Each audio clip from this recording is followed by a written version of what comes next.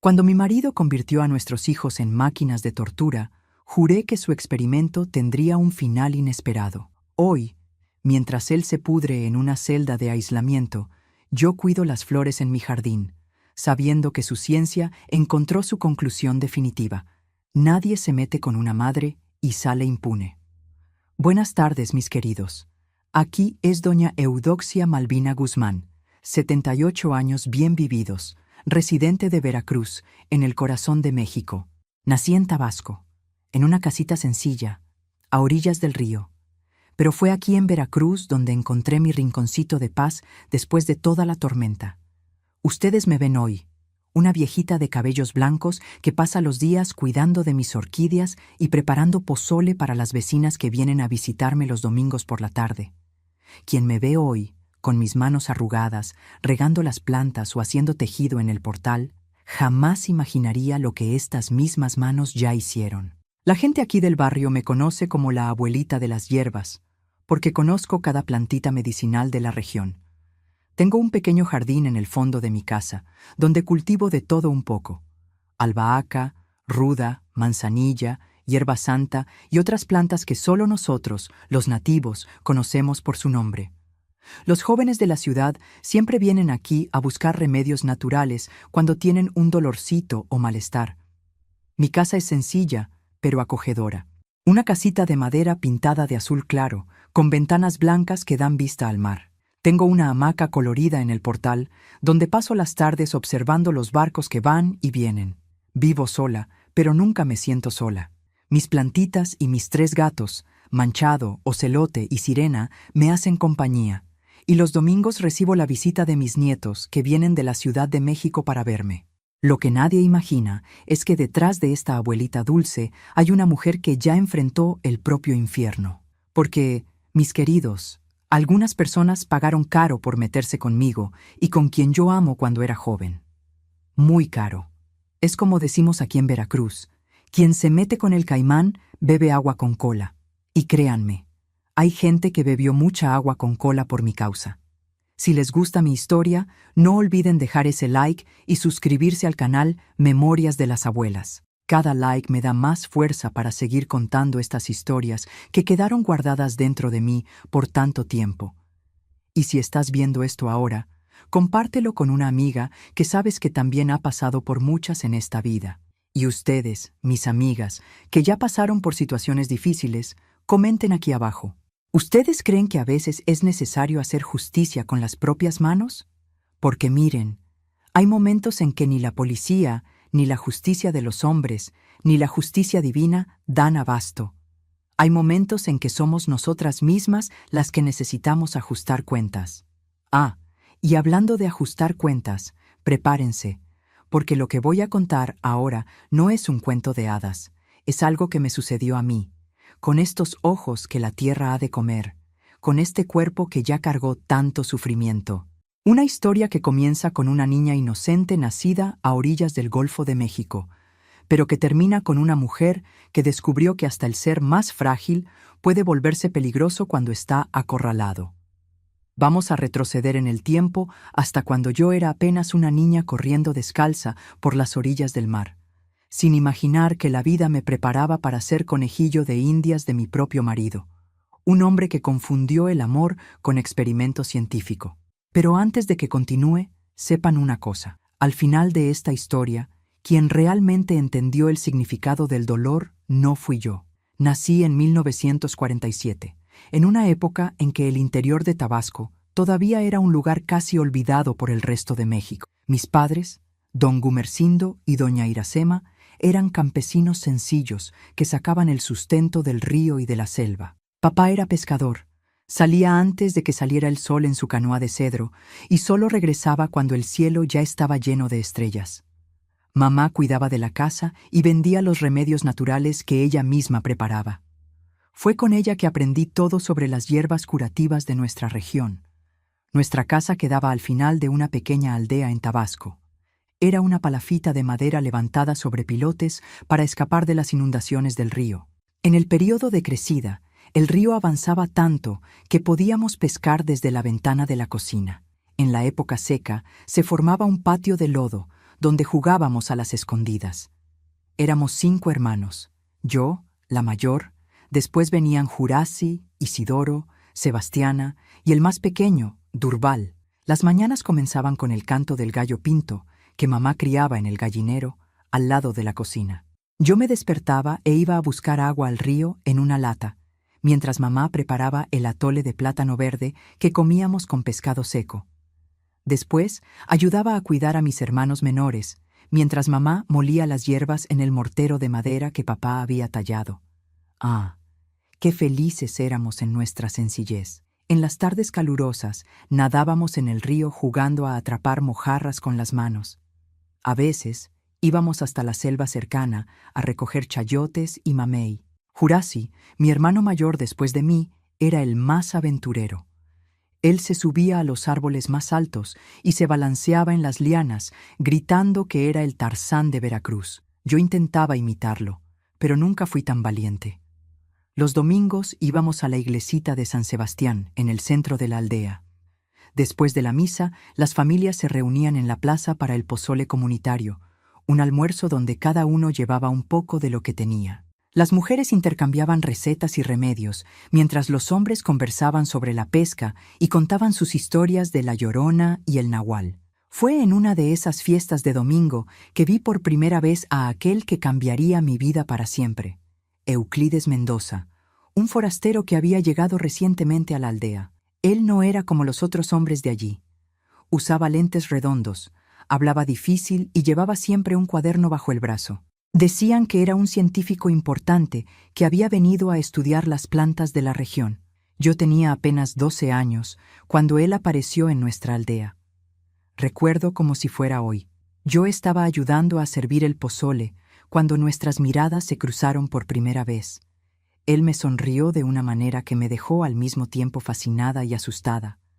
Había algo en sus ojos, algo frío, calculador, como si me estuviera evaluando, midiendo mi valor. «¡Qué niña fuerte y saludable!», le comentó a mi padre, como si yo fuera una planta o un animal siendo estudiado. «Tiene un buen porte físico para su edad. Debe tener una genética excepcional». Papá, sencillo como era, se puso todo orgulloso con el elogio del doctor de la ciudad grande. Poco sabía él que aquellas palabras no eran un elogio, sino el inicio de una evaluación, como un científico observando un espécimen interesante para sus experimentos. A partir de aquel día, Euclides comenzó a frecuentar nuestra casa. Traía pequeños regalos, un jabón perfumado para mamá, anzuelos nuevos para papá, dulces para nosotros, los niños. Él decía que estaba interesado en las hierbas medicinales que mamá preparaba y pasaba horas conversando con ella, anotando todo en su cuaderno. Pero yo percibía que sus ojos siempre me seguían cuando ayudaba a mamá a moler las hierbas, cuando cargaba agua, cuando jugaba con mis hermanos. Sus ojos fríos me estudiaban, como si yo fuera un problema matemático por resolver. Con el tiempo, él conquistó la confianza de toda la familia. Papá lo consideraba un hombre sabio e importante. Mamá se sentía honrada porque un doctor se interesara por sus conocimientos sobre las plantas. Mis hermanos lo adoraban porque él traía dulces y contaba historias de la ciudad grande. Solo yo sentía ese frío en el estómago cuando él estaba cerca. Solo yo percibía algo malo en la manera como él nos miraba a todos, como si fuéramos piezas de un juego del que solo él conocía las reglas. El día en que mi infancia realmente terminó fue en mi cumpleaños número 15. Euclides apareció en casa con un regalo especial, una invitación para que yo fuera a estudiar a la ciudad grande, a Veracruz capital. Dijo que había conseguido un lugar para mí en una buena escuela, que yo podría convertirme en enfermera o incluso médica si quisiera. «Esta niña tiene demasiado potencial para quedarse enterrada en este fin del mundo», les dijo a mis padres. «Déjenla venir conmigo. Prometo cuidarla como si fuera mi propia hija». Mis padres, deslumbrados con la posibilidad de una vida mejor para mí, aceptaron la propuesta. Mamá lloró al arreglar mi pequeño atado de ropa, pero estaba feliz porque creía que yo tendría un futuro brillante. Aquella noche, acostada en la hamaca, escuché a mamá y papá conversando en voz baja. «¿Será que hicimos bien, Gumersindo?» «Claro que sí, mujer. El doctor Euclides le dará un futuro a nuestra hija». Quién sabe, un día ella vuelve aquí ya formada para ayudar a nuestra gente. Si ellos supieran, si al menos pudieran imaginar que no me estaban enviando hacia un futuro brillante, sino hacia un laboratorio de horrores, donde yo no sería una estudiante, sino un conejillo de Indias. El último día en que vi a mis padres y hermanos fue también el último día de mi inocencia, porque al día siguiente, cuando subí a aquel barco a motor con Euclides, no estaba yendo a una escuela en Veracruz. Estaba yendo al infierno disfrazado de hogar. El barco a motor cortaba las aguas del Golfo de México, mientras yo, con 15 años recién cumplidos, miraba por última vez las orillas de Tabasco alejándose. Euclides me explicaba que haríamos una parada en Campeche antes de seguir hacia Veracruz. Él hablaba sobre la escuela donde estudiaría, las materias que aprendería, cuánto mi vida sería diferente. Sus palabras eran dulces, pero sus ojos permanecían fríos, calculadores, como los de una boa evaluando a su presa. Nunca llegamos a Veracruz. Después de 2 días en Campeche, embarcamos en otro barco más pequeño que siguió por un afluente del río Grijalva. Llegamos a una propiedad aislada, rodeada por la selva densa, una casa grande de madera, con un anexo que parecía un pequeño laboratorio. Fue allí donde conocí la verdadera cara de Euclides Mendoza. «Bienvenida a tu nuevo hogar, Eudoxia», dijo con una sonrisa que no alcanzaba sus ojos. «Aquí no serás solo una estudiante, serás parte de algo mucho mayor, algo que revolucionará la ciencia». Aquella misma noche, él me explicó que era un científico brillante, incomprendido por la comunidad académica. Había sido profesor de psicología experimental en la Universidad Nacional Autónoma de México, pero fue expulsado porque sus métodos eran demasiado avanzados para mentes mediocres. Según ellos, no entendieron que para comprender verdaderamente el comportamiento humano necesitamos experimentos reales, no solo teorías, explicó mientras movía nerviosamente sus lentes redondos. Pero tú, Eudoxia, me ayudarás a probar que estoy en lo correcto. En los primeros meses, él realmente me enseñó muchas cosas: matemáticas, ciencias, historia. Aprendí a leer y escribir mejor. Conocí libros e ideas a las que jamás habría tenido acceso en Tabasco. Euclides era un profesor riguroso, pero paciente. Por un breve momento, llegué a pensar que tal vez él realmente quería ayudarme.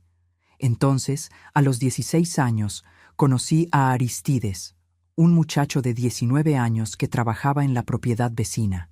Nos encontramos algunas veces a escondidas, intercambiamos miradas, sonrisas tímidas. Un día, Euclides me descubrió conversando con él a orillas del río. No dijo nada en el momento, pero aquella noche: «Me has decepcionado, Eudoxia», dijo con aquella voz controlada que era más aterradora que cualquier grito.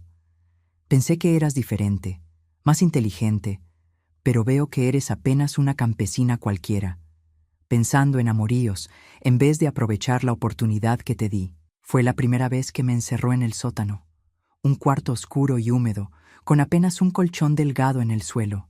Me quedé allí por 3 días, recibiendo solo agua y un poco de tortilla. Cuando salí, me juré a mí misma que nunca más miraría a Aristides o a cualquier otro muchacho. A los 17 años ocurrió lo que más temía. Euclides me pidió en matrimonio. No fue una petición, en realidad, sino un anuncio. «Nos casaremos el mes que viene», declaró durante la cena. «Ya he preparado los documentos necesarios. Tus padres ya dieron su bendición por carta». Dudé que mis padres supieran realmente lo que estaba sucediendo, pero no tenía cómo comprobarlo. Estaba completamente aislada, sin amigos, sin familia, sin nadie a quien recurrir. Y así, en 1964, me convertí en la señora Eudoxia Mendoza, a los 17 años, casada con un hombre de 42. Fue después del matrimonio que el verdadero horror comenzó. Euclides ya no se preocupaba por mantener la fachada de profesor benevolente. Me mostró su verdadero proyecto: estudiar los límites de la resistencia humana al trauma infligido por personas cercanas. La ciencia actual solo estudia el trauma después del hecho, explicaba con aquel brillo maníaco en los ojos. Yo quiero documentar el proceso en tiempo real, con control sobre todas las variables. Al principio, los experimentos eran simples. privación de sueño, alteraciones en la dieta, aislamiento social. Él anotaba meticulosamente cada reacción mía en sus cuadernos de tapa negra. Medía mi presión arterial, tomaba muestras de sangre, registraba mi peso y hasta la frecuencia con que lloraba. Entonces quedé embarazada. Euclides quedó extasiado, no como un padre feliz, sino como un científico que acaba de recibir equipo nuevo. ¡Perfecto!, exclamó. Ahora podremos expandir el experimento a una segunda generación. Imagina las posibilidades. Mi primer hijo, Odair, nació en 1965. Fue seguido por Zuleide en 1967, Jerónimo en 1969 y la pequeña Quitería en 1971. 4 hijos que yo amaba más que a nada en el mundo, pero que Euclides veía apenas como nuevos sujetos para sus experimentos inhumanos. Cuando Odair cumplió 6 años, Euclides anunció la nueva fase de su proyecto científico. Reunió a toda la familia en la sala y explicó, con la frialdad de quien discute el clima, que iniciaríamos un estudio sobre la capacidad del espíritu humano de soportar el sufrimiento infligido por seres queridos. Eudoxia será el sujeto principal del experimento, les explicó a los niños. Ustedes serán los agentes del estímulo. Yo seré el observador y documentaré todo para la posteridad. Los niños, confundidos, me miraron en busca de explicación. ¿Pero qué podría decir? Yo misma apenas comprendía el horror que se anunciaba. Al día siguiente comenzó. Euclides había transformado uno de los cuartos en una especie de laboratorio. Había una silla en el centro, instrumentos en las mesas alrededor y un rincón con un escritorio donde él se sentaba para observar y tomar notas. Odair, llamó Euclides, hoy aprenderás cómo aplicar un estímulo doloroso controlado en tu madre. Mi hijo, a los 6 años, miró asustado al padre, después a mí. No quiero lastimar a mamá, dijo con la voz temblorosa. La sonrisa de Euclides desapareció. Eso no es una opción, hijo. Es ciencia. Si te niegas, tendré que aplicar el estímulo en ti para documentar la diferencia de reacción entre adultos y niños. Fue así como comenzó. Mi propio hijo, forzado a pellizcarme, jalarme el cabello, darme pequeñas descargas con un aparato que Euclides había construido. Mientras tanto, mi marido anotaba todo. Cuánto tiempo tardaba en llorar, cómo mi piel se ponía roja, cómo mi respiración cambiaba. Con el tiempo, los estímulos fueron empeorando. Euclides enseñaba a los niños diferentes métodos de causar dolor, siempre con aquel lenguaje clínico, desprovisto de emoción. Aplica presión en este punto, hasta que tu madre emita un sonido de incomodidad. Observa cómo la piel cambia de color cuando aprietas con fuerza suficiente. Lo peor no era el dolor físico, era ver a mis hijos siendo transformados en monstruos contra su propia voluntad.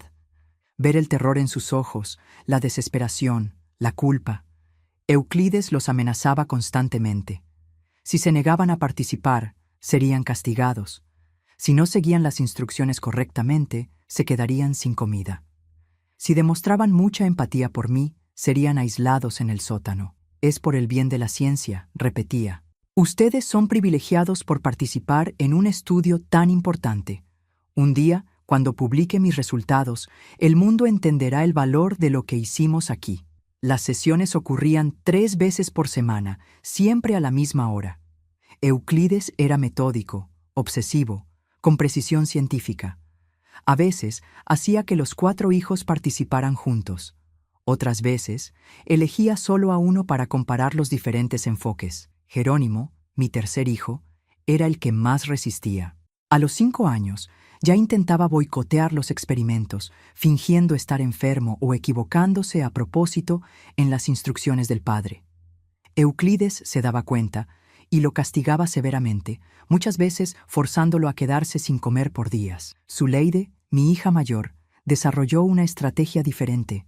Se volvió fría, distante, como si desconectara su humanidad durante las sesiones. Ella ejecutaba las órdenes del padre con precisión robótica, sin demostrar emoción. Por la noche, la escuchaba llorar escondida en su cuarto. Quiteria, siendo la más joven, era la más fácilmente manipulada. Euclides la convenció de que aquello era normal, que todas las familias hacían cosas semejantes. Ella creía estar ayudándome de alguna forma incomprensible. Odair, mi primogénito, era el más complejo. alternaba entre periodos de revuelta y momentos de sumisión total.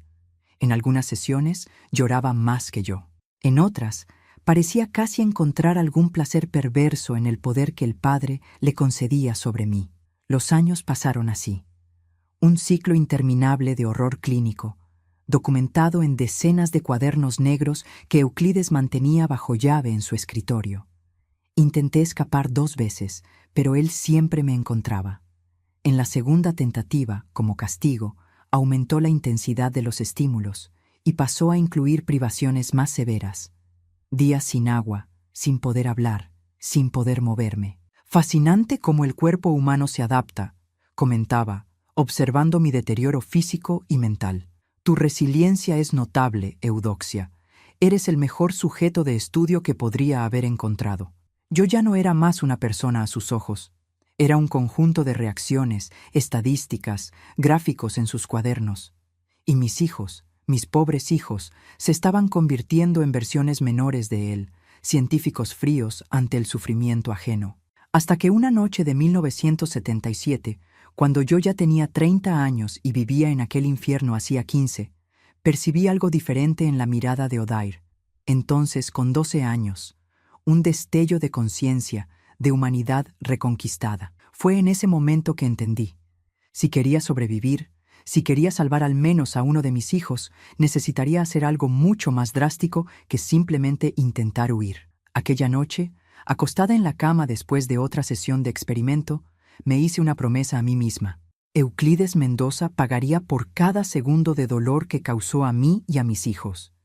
Y yo usaría toda la paciencia que aprendí en años de sufrimiento para planear mi venganza con la misma precisión científica que él tanto valoraba. La rabia no nació en mí de repente.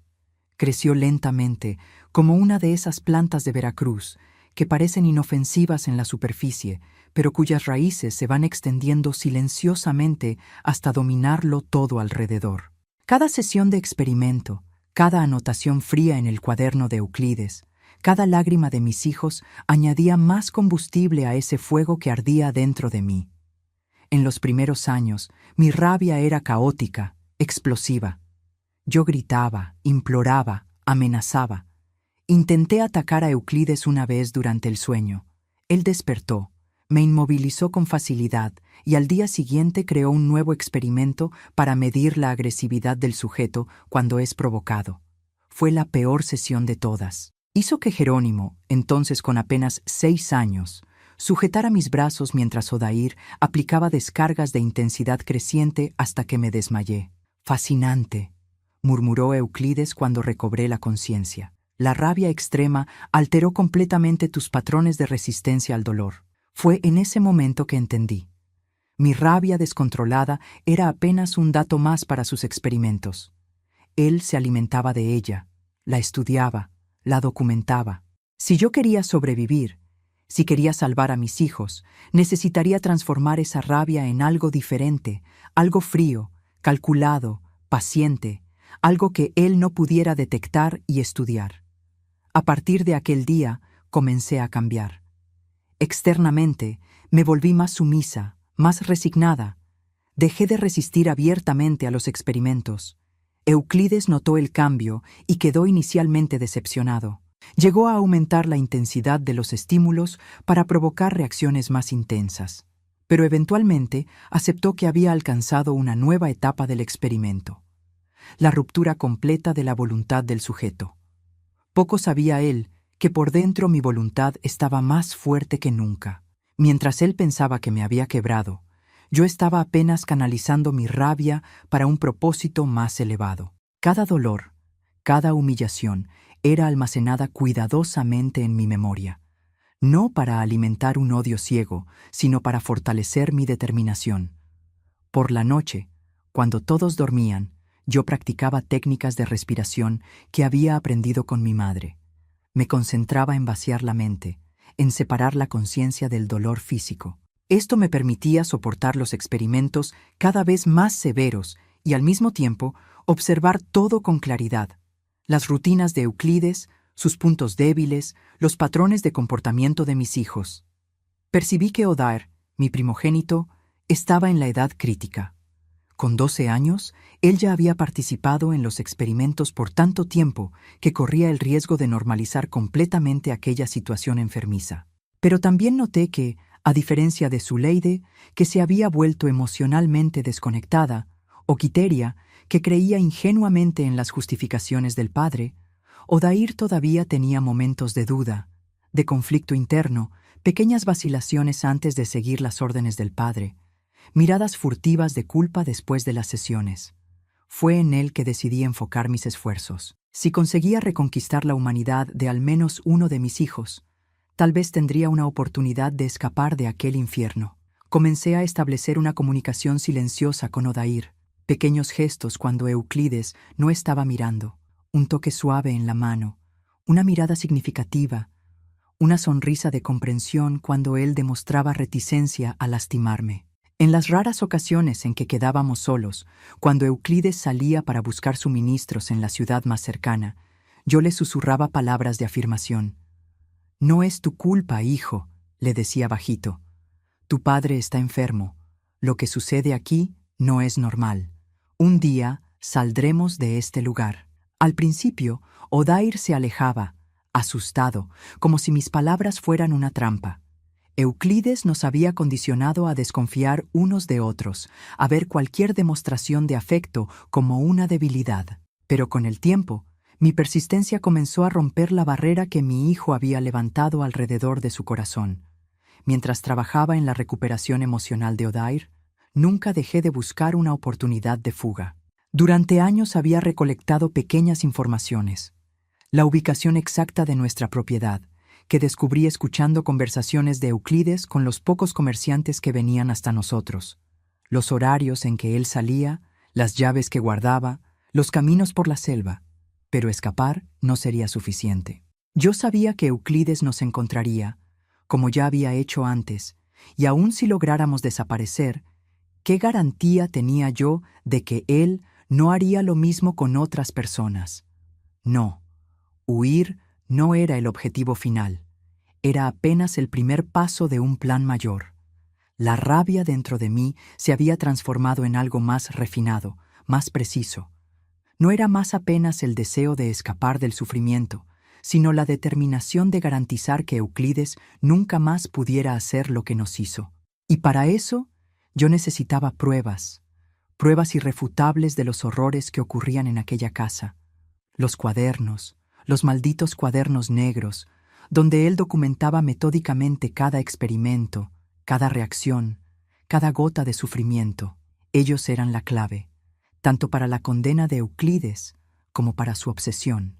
Él los guardaba bajo llave en su escritorio, los verificaba compulsivamente, los organizaba con un cuidado casi religioso. En 1978, cuando Odair cumplió 13 años, sentí que él estaba listo, que había recuperado lo suficiente de su humanidad para ayudarme. Durante una de las sesiones de experimento, cuando Euclides le pidió que aumentara la intensidad de la descarga que me estaba aplicando, vi la negativa en sus ojos. Él obedeció, porque no tenía opción, pero en aquel momento establecimos una comunicación silenciosa, un acuerdo tácito de que aquello necesitaba terminar. Aquella noche, mientras Euclides dormía, Odair vino a mi cuarto, algo que no hacía desde que era muy pequeño. «Mamá», susurró con los ojos llorosos, «lo que estamos haciendo está mal, ¿verdad?» Fue como si una represa se rompiera dentro de mí. Años de emociones contenidas amenazaron con desbordarse, pero logré mantener la compostura. Aquel no era el momento para derrumbarme, era el momento de actuar. «Sí, hijo», respondí, sosteniendo sus manos. «Está muy mal. Tu padre, él no está bien. Lo que él llama ciencia es en realidad una enfermedad, y necesitamos detenerlo». En las semanas siguientes, comencé a preparar a Odair. Le expliqué sobre el mundo más allá de aquella propiedad aislada, las ciudades, las leyes, la policía que podría ayudarnos. Hablé sobre sus hermanos y la posibilidad de salvarlos también. Y más importante, sobre los cuadernos que necesitábamos obtener como prueba. La oportunidad surgió cuando Euclides anunció que haría un viaje de 3 días a Campeche para comprar equipos nuevos. Era la ventana más larga que habíamos tenido, Odair consiguió encontrar la llave del escritorio que Euclides mantenía escondida en un compartimiento secreto de su mesa de trabajo. Cuando finalmente abrimos la puerta del escritorio y vimos los estantes repletos de cuadernos negros, todos meticulosamente etiquetados por fecha, sentí una mezcla de horror y validación. Eran más de 50 cuadernos documentando 15 años de tortura sistemática. Hojeamos algunos de ellos y encontramos descripciones clínicas detalladas de cada sesión acompañadas de gráficos, tablas e incluso fotografías. «Él está loco», murmuró Odair con la voz temblorosa. «Completamente loco».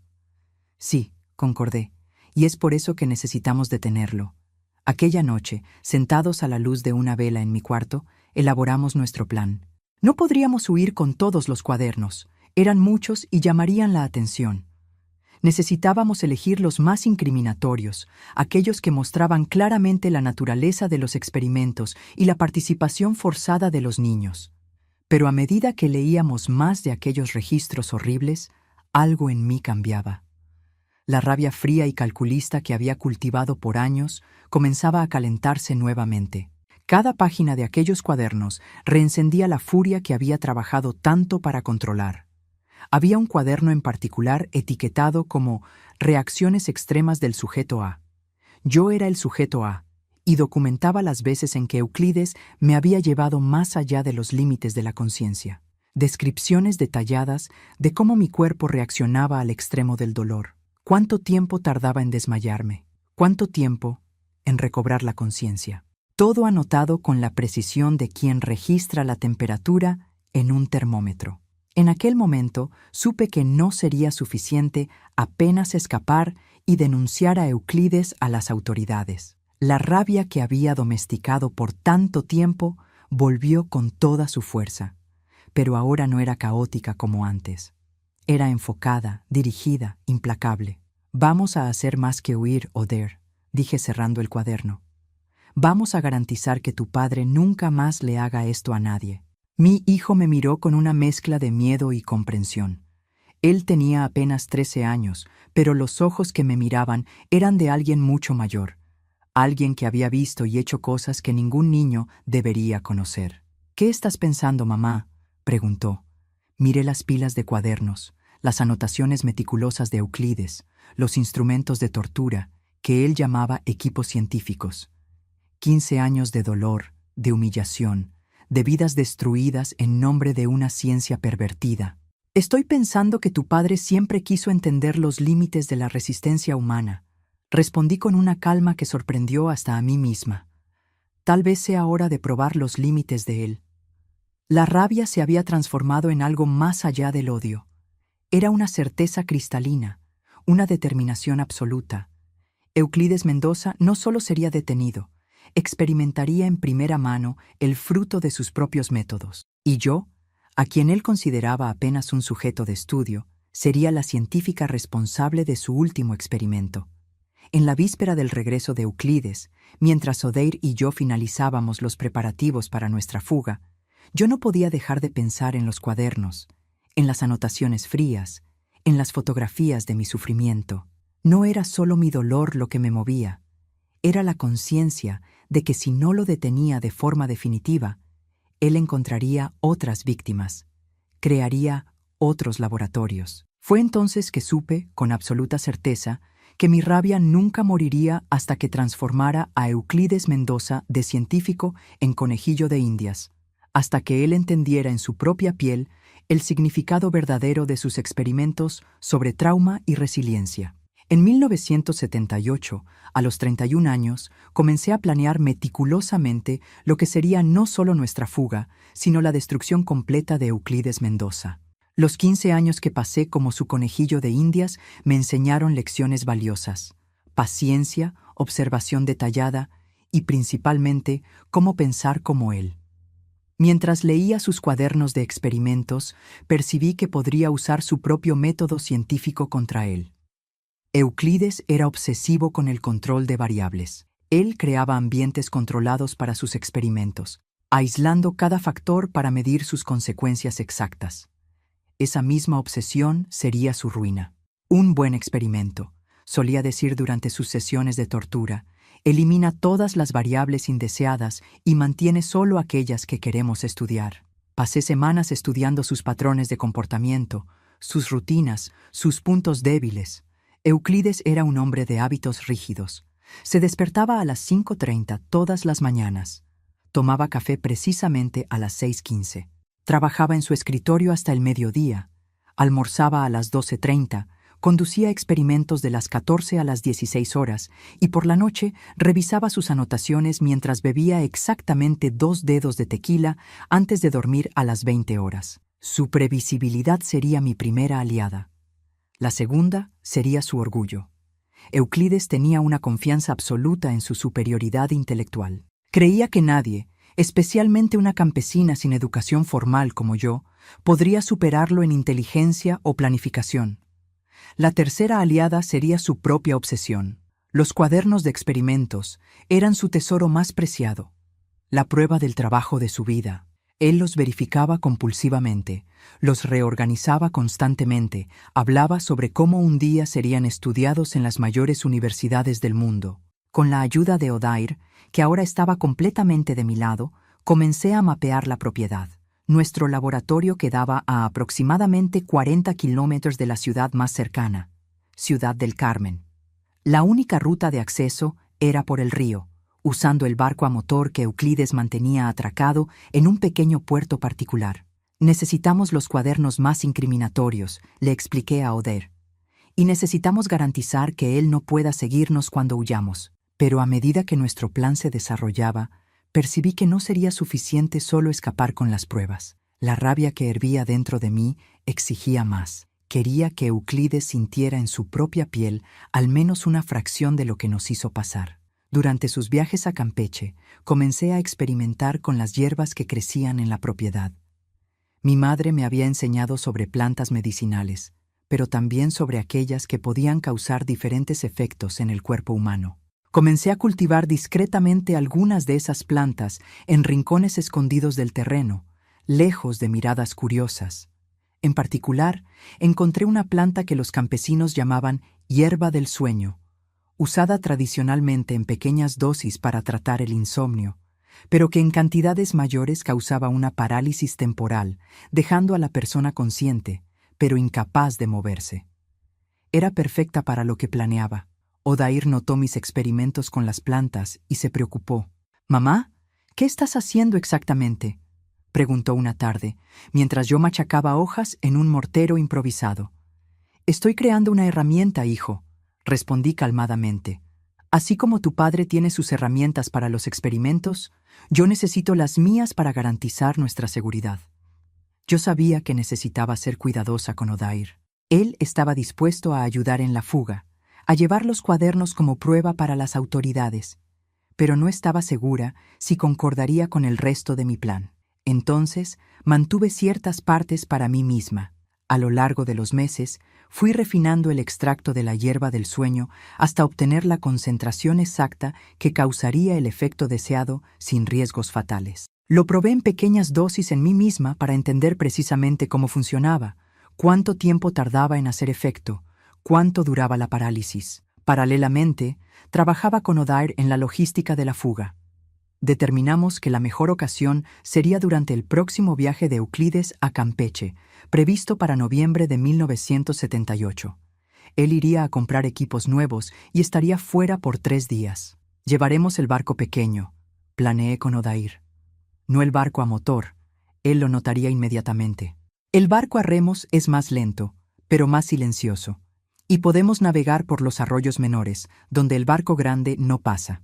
Calculé cuidadosamente el tiempo necesario para remar hasta Ciudad del Carmen. Cerca de 10 horas, si manteníamos un ritmo constante. De allí, tomaríamos un barco mayor a Campeche, donde buscaríamos a la policía. Pero nuestros planes cambiaron drásticamente cuando en octubre de 1978, Euclides anunció una evolución en sus experimentos. Llegó la hora de probar los límites más extremos, declaró durante la cena, con aquel brillo maníaco en los ojos que yo ya conocía tan bien. Hasta ahora documentamos la respuesta del sujeto A al dolor físico y psicológico en niveles controlados, pero la verdadera ciencia necesita ir más allá. Él explicó, con la frialdad de quien discute el clima, que las próximas sesiones involucrarían estímulos severos con riesgo de daños permanentes. Mostró un nuevo conjunto de instrumentos que había creado, capaces de causar lesiones más graves. Naturalmente, añadió, bebiendo su agua, necesitaremos sujetos de control para comparación.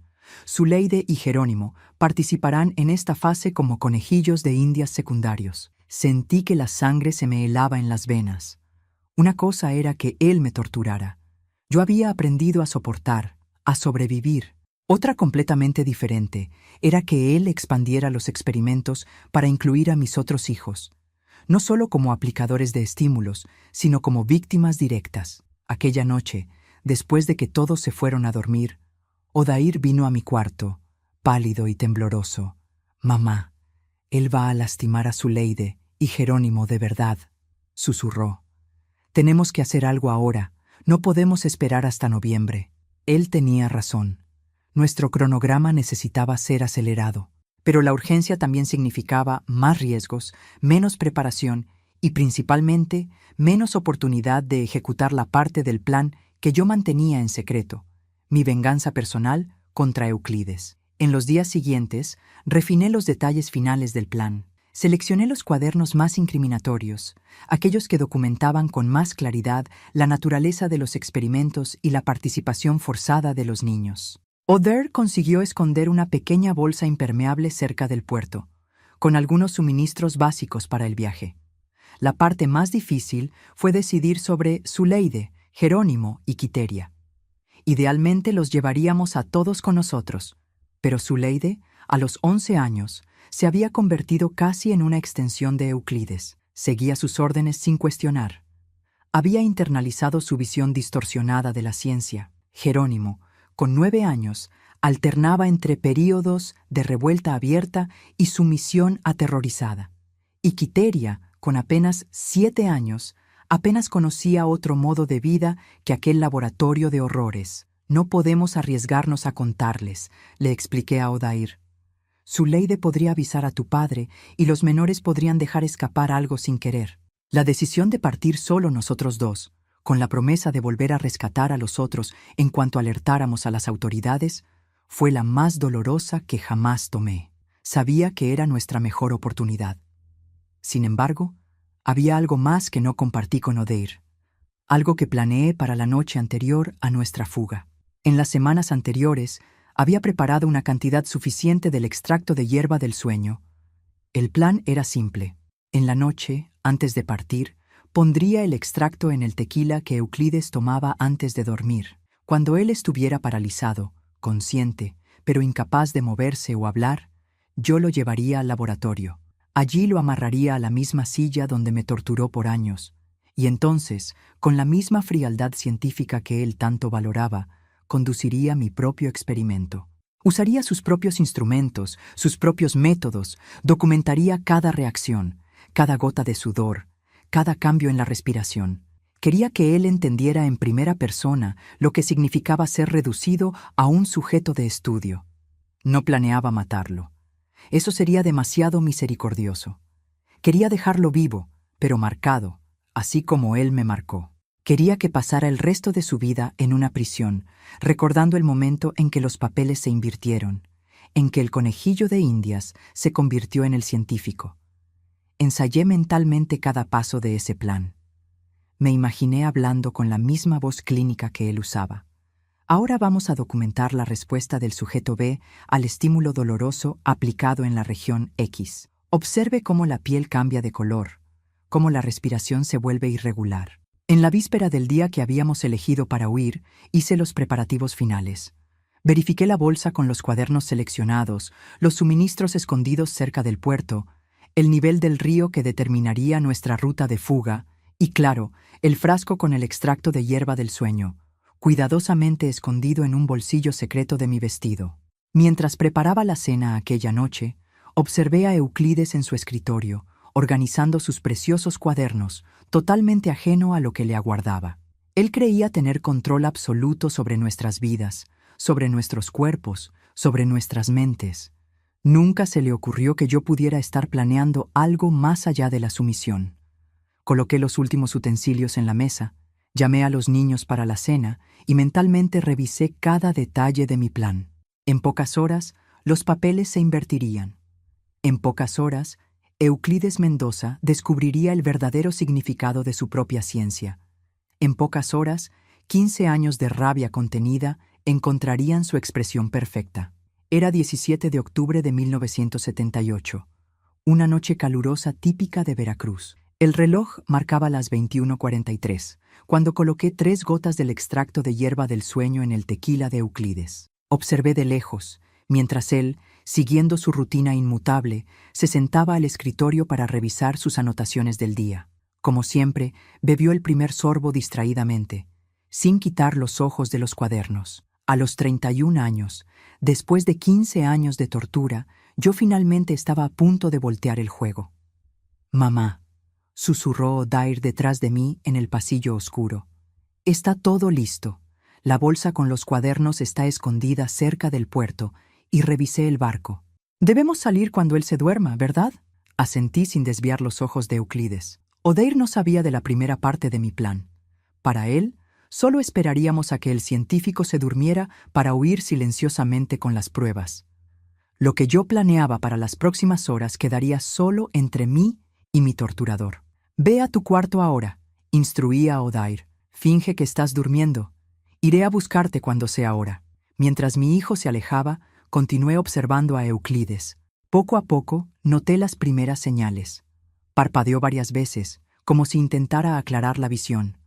Su mano derecha, que sostenía la pluma, comenzó a temblar levemente. Frunció el ceño, confundido con la súbita falta de coordinación.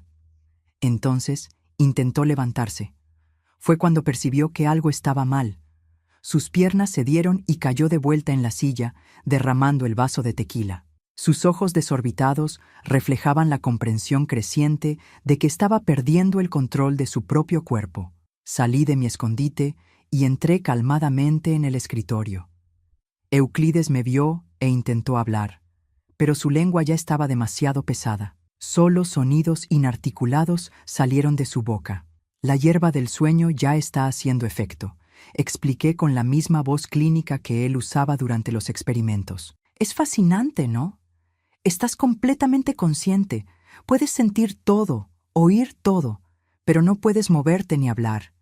Exactamente como me sentí tantas veces amarrada a aquella silla en tu laboratorio». El pánico en sus ojos era palpable. Intentó gritar, pero produjo solo un gemido ahogado. Su cuerpo se deslizó de la silla al suelo, completamente paralizado, mientras su mente permanecía aterradoramente lúcida. «No te preocupes», continué, agachándome a su lado. Calculé la dosis cuidadosamente. «No vas a morir. Eso sería anticientífico, ¿no es así? Lo que necesitamos son datos completos sobre tu experiencia». Con una fuerza que no sabía que poseía, arrastré a Euclides por el pasillo hasta el cuarto que él llamaba laboratorio. Lo coloqué en la silla central, la misma donde yo había sido torturada incontables veces, y até sus brazos y piernas con las correas de cuero que él mismo había instalado. Encendí las luces clínicas, ajusté la grabadora que él usaba para registrar sus observaciones y comencé a organizar los instrumentos en la mesa lateral. La hierba del sueño no afectaba la capacidad de sentir dolor, solo impedía el movimiento y el habla. Sus ojos me seguían frenéticamente, implorando en silencio. «Siempre dijiste que la ciencia requiere sacrificios», comenté, seleccionando uno de los instrumentos que él había creado específicamente para causar dolor sin dejar marcas permanentes. «Hoy finalmente tendrás la oportunidad de contribuir personalmente a tu investigación».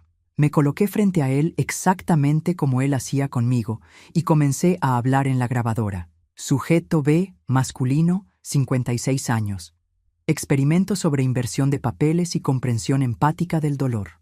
El objetivo es determinar si un individuo que infligió sufrimiento sistemático a otros es capaz de desarrollar empatía cuando es sometido a las mismas condiciones. Vi el terror crecer en los ojos de Euclides cuando reconoció sus propias palabras, su propia metodología siendo usadas contra él. Tomé el primer instrumento, un pequeño dispositivo que aplicaba presión gradual en las articulaciones de los dedos. Era uno de sus favoritos para las sesiones iniciales, como las llamaba, porque causaba dolor intenso sin dejar marcas visibles. Aplicando el primer estímulo en el sujeto B, narré para la grabadora, observando la respuesta fisiológica inicial. Mientras aplicaba el dispositivo en el dedo índice de Euclides, vi las mismas reacciones que él documentaba en mí: dilatación de las pupilas, sudoración instantánea, respiración acelerada. Aunque no podía gritar, lágrimas involuntarias corrieron por su rostro. «Fascinante», comenté usando su expresión característica. El sujeto demuestra respuesta intensificada incluso a estímulos de baja intensidad. Esto sugiere baja tolerancia al dolor, posiblemente debido a la falta de experiencia previa como receptor de estímulos dolorosos. Por 1 hora entera, conduje mi experimento, narrando cada procedimiento, cada reacción, cada observación, exactamente como él hacía. Usé solo los instrumentos que sabía no causarían daños permanentes. No quería mutilarlo o matarlo. Quería que viviera, que enfrentara la justicia de los hombres, que pasara décadas en una prisión reflexionando sobre esa noche. Durante todo el proceso, mantuve contacto visual constante con él. Quería que supiera exactamente quién estaba en control ahora. Quería que viera en mis ojos no solo rabia, sino una determinación fría y calculista, la misma que él demostraba durante sus experimentos. Cuando terminé, apagué la grabadora y me incliné cerca de su oído. 15 años, susurré. 15 años me torturaste. 15 años forzaste a mis hijos a participar en tus experimentos. 15 años documentaste nuestro sufrimiento como si fuéramos ratas de laboratorio. Tomé uno de los cuadernos que había separado, el más reciente, donde él detallaba sus planes para los estímulos severos con riesgo de daños permanentes que pretendía aplicar en Zuleide y Jerónimo. «Esto acaba hoy», continué. «No solo para mí y para Odair que nos vamos, sino para todos. Tus preciosos cuadernos, tu gran contribución a la ciencia serán entregados a las autoridades. Y esta grabadora, con el registro de tu primer y último experimento como conejillo de Indias, será la cereza del pastel». Guardé la grabadora en la bolsa, donde ya había colocado los cuadernos seleccionados. Entonces tomé una jeringa que había preparado con una segunda dosis del extracto de hierba del sueño. «Esto te mantendrá paralizado por 12 horas más», expliqué, inyectando el líquido en su brazo. «Tiempo suficiente para estar bien lejos de aquí, cuando recuperes los movimientos». Los ojos de Euclides imploraban, no sé si por misericordia o por una explicación más completa. Decidí darle lo que él siempre me negó: la verdad sin filtros. «Creías estar creando una obra maestra científica, pero todo lo que hiciste fue documentar meticulosamente tus propios crímenes», dije, guardando la jeringa vacía. «Cada anotación, cada registro, cada fotografía que hiciste pensando en probar tus teorías será usada para condenarte. La ironía es casi científica, ¿no crees?». Me levanté y arreglé los instrumentos exactamente como él hacía después de cada sesión. Los limpié cuidadosamente, los coloqué en orden por tamaño, en la bandeja metálica. Euclides me observaba inmóvil, excepto por los ojos que seguían cada movimiento mío. «Ah, casi lo olvido», dije, tomando su libreta de anotaciones y una pluma. Abrí en una página en blanco y escribí con la caligrafía más parecida posible a la de él: «Experimento final. Cuando el investigador se convierte en el investigado». Conclusión: el dolor es más revelador cuando es experimentado que cuando es observado. Coloqué la libreta abierta sobre su pecho, un pequeño recuerdo para cuando despertara, algo para reflexionar durante los próximos años en prisión. Salí del laboratorio y fui directo al cuarto de Odair. Él estaba sentado al borde de la cama, completamente vestido, con los ojos desorbitados de ansiedad. «Es hora», susurré. «Toma solo lo esencial. Tenemos un largo camino por delante». «¿Y papá?», preguntó con voz temblorosa. «Bebió más de lo acostumbrado hoy», mentí. «Está en un sueño profundo. No despertará hasta mañana». Odair pareció aliviado. Él era apenas un niño de 13 años que, a pesar de todo lo que había pasado, todavía no podía concebir la idea de abandonar completamente al padre. Yo lo libraría de esa carga. Lo que ocurrió en aquel laboratorio quedaría entre Euclides y yo. Antes de salir, me detuve en la puerta de los cuartos de los otros hijos. Zuleide dormía encogida, como si incluso en sueños estuviera protegiéndose. Jerónimo estaba desparramado en la cama, roncando suavemente. Y Quiteria, mi pequeñita, abrazaba al pequeño muñeco de trapo que yo había hecho para ella. «Volveremos por ustedes», prometí en silencio. «Más pronto de lo que imaginan». Odair y yo salimos silenciosamente de la casa. La noche estaba clara, con millones de estrellas brillando sobre la selva veracruzana. Recuperamos la bolsa con los cuadernos y la grabadora que yo había escondido cerca del puerto y embarcamos en el pequeño bote a remos. «Rema lo más silenciosamente posible hasta que estemos lo suficientemente lejos», instruía Odair. «Cuando amanezca, estaremos cerca de Ciudad del Carmen». Mientras nos deslizábamos por las aguas oscuras, miré por última vez hacia atrás. La casa laboratorio estaba silenciosa, con solo una luz encendida, la del escritorio donde Euclides había comenzado su noche sin imaginar cómo terminaría. Sentí una extraña mezcla de emociones: alivio por finalmente estar escapando, dolor por dejar a 3 hijos atrás, y una satisfacción sombría por haber finalmente invertido los papeles con mi torturador. Las horas siguientes fueron de silencio concentrado, ambos remando con toda la fuerza que teníamos, siguiendo el curso del río que yo había estudiado tantas veces en mi mente. El cielo comenzó a aclararse cuando avistamos las primeras casas de Ciudad del Carmen. «Lo logramos, mamá», susurró Odair con lágrimas en los ojos. «Sí, hijo», respondí, «pero esto es solo el comienzo». Atracamos en un pequeño muelle y nos dirigimos directamente a la comisaría local. El comisario, un hombre de mediana edad llamado Asís Cavalcante, nos recibió con desconfianza inicial, que pronto se transformó en horror a medida que comenzamos a contar nuestra historia.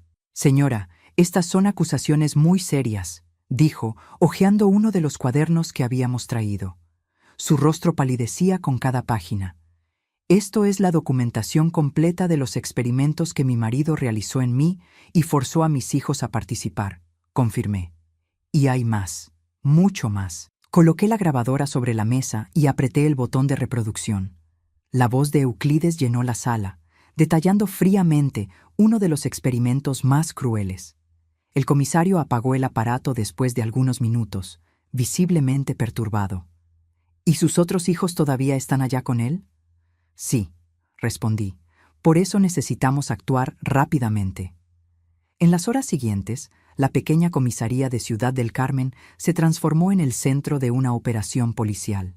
Refuerzos fueron llamados de Campeche, declaraciones fueron tomadas y un equipo fue organizado para rescatar a mis otros hijos y arrestar a Euclides. Odair y yo fuimos llevados a un pequeño hospital local para exámenes. El médico, un joven recién graduado, no pudo esconder su conmoción al ver las cicatrices en mi cuerpo, marcas físicas de los años de experimentos. «Nunca vi nada así», murmuró, documentando cada marca para el informe policial. Al anochecer, recibimos la noticia. La policía había llegado a la propiedad, encontrado a Euclides, todavía atado a la silla del laboratorio, y rescatado a los 3 hijos. Todos estaban en camino a Ciudad del Carmen. Cuando finalmente los vi entrando en la comisaría, no pude contener las lágrimas. Zuleide, Jerónimo y Quiteria parecían confundidos, asustados, pero ilesos. Corrieron a mis brazos, incluso Zuleide, que en los últimos años se había vuelto tan distante y fría. «Él dijo que nos habían abandonado», sollozó Zuleide, «que ya no querían formar parte de la familia». «Nunca», respondí, abrazándolos con fuerza. Salimos a buscar ayuda para acabar con esa pesadilla de una vez por todas. Por encima de las cabezas de mis hijos, vi cuando 2 policías trajeron a Euclides esposado. Parecía más pequeño de alguna forma, sin su bata blanca y su postura autoritaria. Nuestras miradas se cruzaron y vi algo que nunca había visto antes en sus ojos.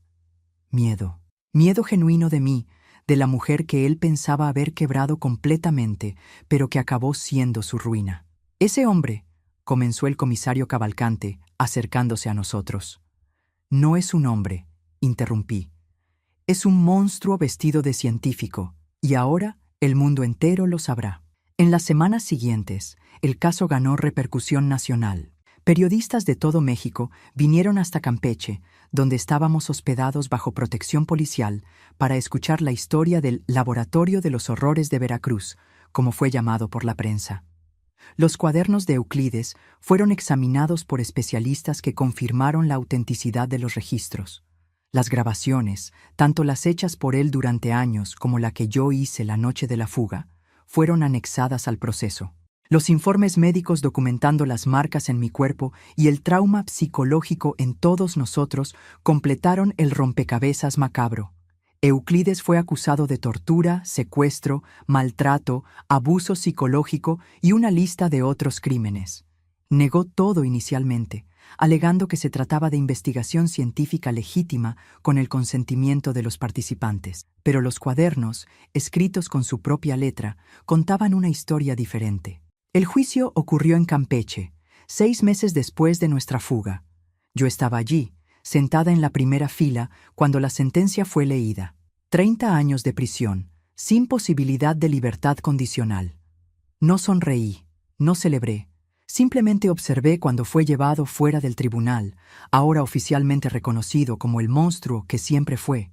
Aquella noche, hospedada con mis hijos en una pequeña posada en Campeche, miré por la ventana hacia el Golfo de México y sentí, por primera vez en 15 años, que podía respirar libremente.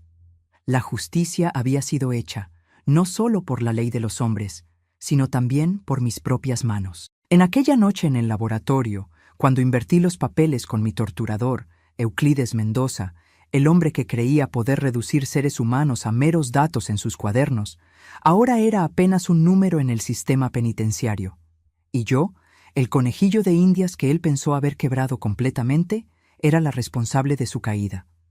Después del juicio, en 1979, comenzamos una vida totalmente nueva. Con el dinero de la venta de la propiedad de Euclides, que pasó a nosotros tras el divorcio, y una pequeña indemnización del Estado, nos mudamos a Veracruz. Elegí esta ciudad porque estaba lo suficientemente lejos de nuestros dolorosos recuerdos, pero aún dentro de la región costera, que a pesar de todo era nuestro hogar. Compramos una casa sencilla de madera pintada de azul con vista al mar. En los primeros meses, dormíamos todos en el mismo cuarto, los 5 amontonados en colchones en el suelo, incapaces de soportar la separación, aunque fuera solo por una pared. El miedo de que Euclides, de alguna forma, escapara y nos encontrara, perseguía nuestros sueños. Pero poco a poco, con la certeza de que él estaba seguramente encerrado en una prisión de alta seguridad en Campeche, comenzamos a relajarnos. Los niños fueron matriculados en la escuela local, por primera vez en la vida para los más pequeños. Yo encontré trabajo como auxiliar en la farmacia de la ciudad, donde mi conocimiento sobre hierbas medicinales era valorado. La transformación más sorprendente fue en mi sueño.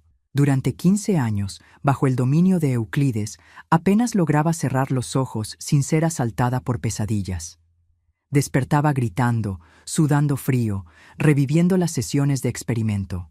Pero después de aquella noche de octubre de 1978, cuando finalmente hice justicia con mis propias manos, las pesadillas disminuyeron gradualmente hasta desaparecer por completo.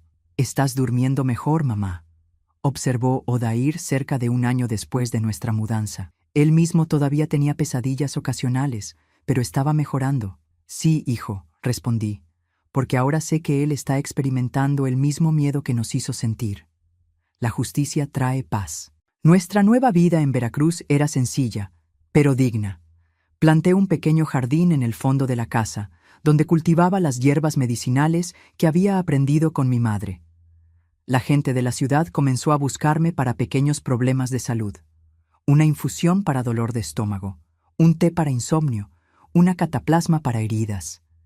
La señora de las hierbas, me llamaban con respeto. Nadie allí sabía de nuestro pasado. Para ellos, éramos apenas una familia de fuera que buscaba empezar de nuevo, y eso era exactamente lo que necesitábamos. Anonimato, normalidad, un espacio para sanar nuestras heridas, sin el peso de la notoriedad que el caso había traído. Los años pasaron, los niños crecieron. Odair, que había sido mi cómplice en la fuga, se graduó como profesor y pasó a dar clases en la escuela local. Zuleide, que por tanto tiempo fue la más afectada por la manipulación del padre, encontró paz trabajando como enfermera. Jerónimo se convirtió en pescador, pasando largos días en el mar. Tal vez el agua lo ayudara a lavar los recuerdos. Y Quiteria, mi pequeñita, siguió mis pasos, aprendiendo sobre las plantas medicinales y, eventualmente, abriendo su propia tienda de productos naturales. En 1985, recibí una carta del abogado que había cuidado de nuestro caso. Euclides había muerto en prisión, no de forma violenta, sino de una enfermedad degenerativa que lo paralizó gradualmente. Me quedé imaginando si en sus últimos días, inmóvil en una cama de enfermería, recordaba aquella noche en que experimentó la misma impotencia que había impuesto a mí por tantos años. No sentí alegría con la noticia de su muerte, pero tampoco sentí pesar, apenas una sensación de cierre, como cerrar la última página de un libro sombrío. No conté inmediatamente a los hijos. Cada uno de ellos lidiaba con la memoria del padre a su manera y no quería reabrir heridas cicatrizadas. Fue Odair quien finalmente preguntó, cerca de 2 meses después: «Mamá, ¿crees que un día recibiremos noticias de él?» Estábamos sentados en el portal, observando la puesta de sol sobre el mar. Miré a mi hijo, ahora un hombre de 20 años, y decidí que merecía saber la verdad. «Ya las recibimos, hijo. Murió hace 2 meses». Odair permaneció en silencio por un largo tiempo, los ojos fijos en el horizonte.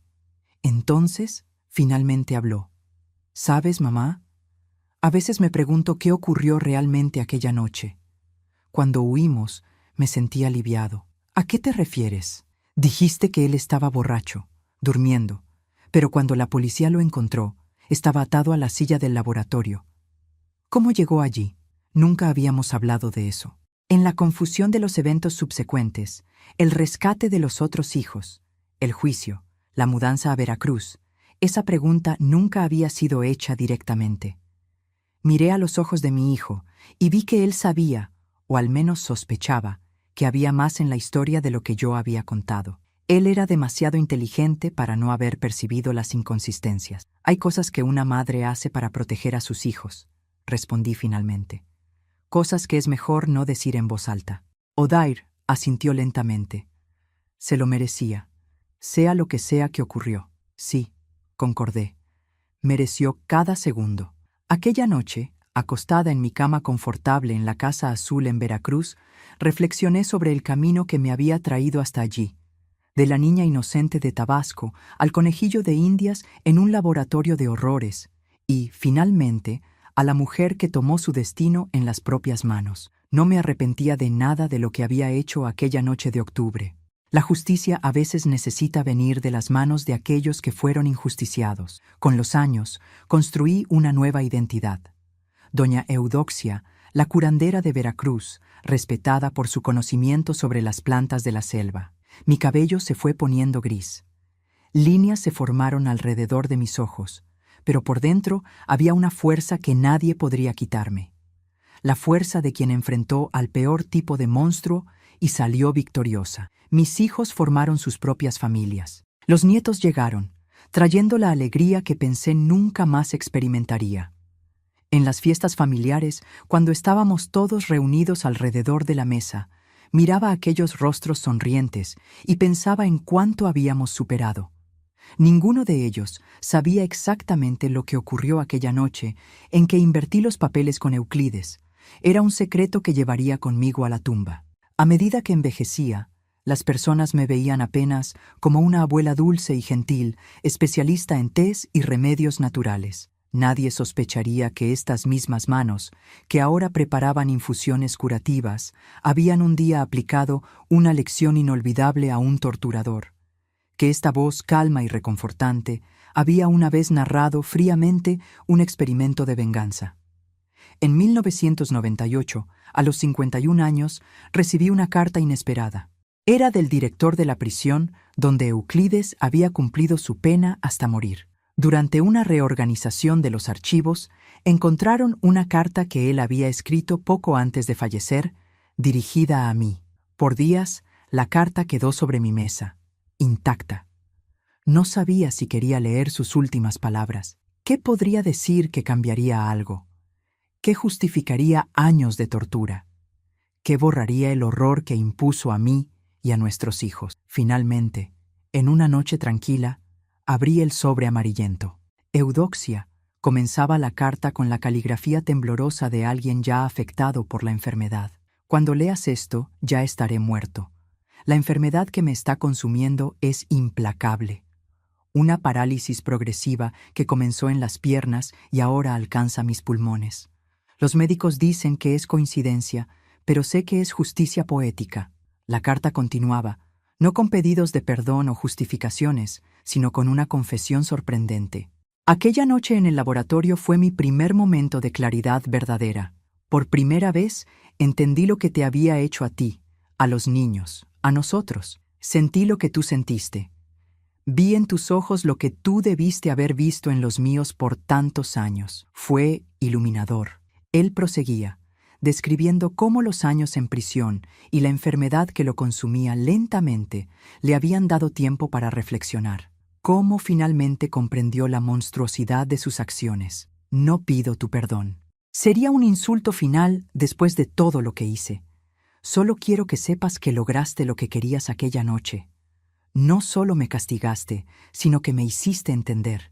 Y ese entendimiento ha sido mi verdadera prisión desde entonces. La carta terminaba con una línea que hizo que mi corazón se detuviera por un instante. Tu último experimento fue el único que produjo resultados científicos válidos. El dolor realmente es más revelador cuando es experimentado que cuando es observado. Él había leído lo que escribí en su libreta aquella noche y aparentemente había comprendido la lección. Quemé la carta esa misma noche. No había razón para guardar sus palabras, para darle a él cualquier espacio en mi vida actual. Pero, de alguna manera, saber que él había entendido, que mi acto de venganza había penetrado su mente distorsionada y traído claridad, me proporcionó una satisfacción final que no esperaba sentir. En los años que siguieron, continué mi vida pacífica en Veracruz. La señora de las hierbas se convirtió en la abuelita de las hierbas. A medida que los cabellos blancos dominaban completamente mi cabeza, mis nietos crecieron escuchando historias sobre plantas veracruzanas y leyendas indígenas, nunca sobre laboratorios de horror o experimentos crueles. Ese pasado estaba enterrado tan profundamente como Euclides. La paz que encontré no vino del perdón. Nunca perdoné a Euclides y nunca sentí necesidad de hacerlo. Vino de la certeza de que la justicia había sido hecha por mis propias manos y por las leyes de los hombres, de que mis hijos estaban a salvo, curados lo máximo posible de las cicatrices que cargaban, y de que yo había sobrevivido no solo como víctima, sino como la arquitecta de la caída de mi torturador. Cuando las personas me preguntan cómo logro ser tan serena, tan en paz conmigo misma, a pesar de la edad avanzada y de las dificultades de la vida, yo solo sonrío y digo: aprendí hace mucho tiempo que cada uno cosecha lo que siembra, y cuando sembramos justicia, cosechamos paz. Lo que ellas no saben es que la justicia a veces necesita ser sembrada con las propias manos, y que la paz que disfruto viene no solo de haber escapado del infierno, sino de haber garantizado que el demonio que creó aquel infierno experimentara, aunque fuera por una noche, el fuego que él encendió. Bien, mis queridos que han seguido mi historia hasta aquí, ya han pasado muchos años desde aquellos días sombríos. Hoy, a los 78 años, sentada en el portal de mi casita azul en Veracruz, veo el mar seguir su curso eterno y pienso en cómo la vida también es así, siempre siguiendo adelante, independientemente de los obstáculos que encuentra en el camino. Ustedes que me han escuchado contar esta historia, tal vez se estén preguntando por qué, después de tanto tiempo, decidí compartir estos momentos tan íntimos y dolorosos de mi vida. La respuesta es simple, porque hay mujeres, hombres y niños que están en este exacto momento atrapados en sus propios laboratorios de horror. Personas que sufren en silencio, que no ven salida, que creen que su destino está sellado por la mano de un torturador. Para esas personas, quiero decir, la puerta de la jaula no siempre está tan cerrada como parece. A veces, la llave está justo frente a nosotros, disfrazada de coraje, determinación o incluso de rabia. Una rabia fría y calculada que puede ser transformada en acción. A veces, mis queridos, la justicia no viene del Estado o de Dios. A veces somos nosotros quienes tenemos que hacerla. No estoy aquí para decir lo que es correcto o incorrecto a los ojos de la ley o la religión.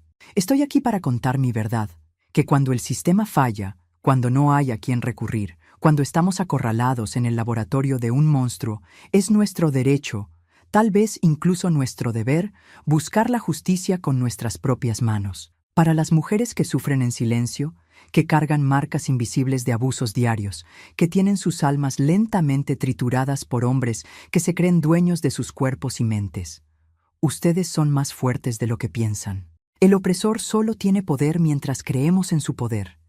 En el momento en que decidimos que no vamos a aceptar más, que no vamos a temblar más, que no vamos a inclinarnos más, en ese momento comenzamos a desmontar el laboratorio que nos aprisiona. Nunca me arrepentí de lo que hice aquella noche de octubre de 1978. Nunca tuve una sola noche de insomnio pensando si había hecho lo correcto, porque sabía, en el fondo de mi corazón, que algunas personas necesitan pagar por lo que hacen, que algunos actos son tan monstruosos que exigen una respuesta a la altura, que algunos depredadores solo entienden cuando experimentan el mismo miedo que imponen a otros. Euclides Mendoza murió sabiendo exactamente lo que había hecho. Murió con la comprensión clara de que el conejillo de Indias que él pensó haber quebrado fue la arquitecta de su ruina. Murió paralizado por una enfermedad que imitaba el efecto de la hierba del sueño que usé en él. Incapaz de moverse, pero plenamente consciente. La justicia tiene muchas formas, mis queridos, y a veces ella viene disfrazada de coincidencia. Hoy miro a mis hijos, nietos e incluso bisnietos y veo que valió la pena. Valió cada gota de sudor, cada lágrima, cada momento de miedo durante la fuga, cada noche planeando la venganza, porque ellos están vivos, libres y en la medida de lo posible, curados. Porque rompí el ciclo de abuso que podría haber continuado por generaciones. Si conoces a alguien que lastimó a un niño, a una mujer, a una persona inocente, recuerda mi historia. Recuerda que no siempre la justicia viene de un tribunal, de una comisaría, de un juez con toga. A veces, la justicia viene de las manos callosas de una mujer que decidió que ya era suficiente, que decidió transformar 15 años de dolor en una sola noche de inversión de papeles, que decidió que su torturador necesitaba entender en su propia piel el significado verdadero de sus experimentos. Comparte este video para que más personas sepan que la justicia puede venir de formas inesperadas. Y si llegaste hasta aquí, escribe en los comentarios: la justicia fue hecha. Eso me muestra quién realmente entendió mi mensaje. No me avergüenzo de decir que hice justicia con mis propias manos. No me avergüenzo de admitir que vi el terror en los ojos de Euclides aquella noche y sentí satisfacción. No me avergüenzo de confesar que cuando supe de su muerte, por parálisis progresiva, pensé, la hierba del sueño de la vida finalmente lo alcanzó. Porque, mis queridos, lo que él nunca supo es que aquella noche, cuando apliqué los mismos instrumentos en él que él usó en mí por años, no estaba solo buscando venganza, estaba cerrando un capítulo. Estaba garantizando que, aunque él escapara de la prisión un día, nunca más tendría el valor de acercarse a mí o a mis hijos. El miedo que planté en él aquella noche, el miedo de mí, del conejillo de Indias que se convirtió en científica, fue tan profundo que lo llevó hasta la tumba. Y yo duermo como un ángel todas las noches desde entonces, porque sé que hice lo que tenía que hacer, porque sé que mis hijos están a salvo, porque sé que Euclides Mendoza, donde quiera que esté, todavía recuerda la noche en que el conejillo de Indias volteó el juego. La justicia, mis queridos, a veces tiene el rostro de una mujer común, con manos callosas de tanto trabajar, con ojos que vieron el infierno y con la determinación de quien no tiene más nada que perder. La justicia a veces somos nosotros mismos. Y si eso me hace una criminal a los ojos de algunos, que así sea. Prefiero ser una criminal viva, con hijos saludables y una conciencia tranquila, que una víctima perfecta muerta en un laboratorio de horrores en Veracruz. La vida me enseñó que la justicia que libera raramente viene sin un precio. Yo pagué el mío. Euclides pagó el suyo. Y aquí estoy, décadas después, compartiendo mi historia para que otras personas encuentren el coraje de romper sus propias cadenas de la manera que sea necesaria.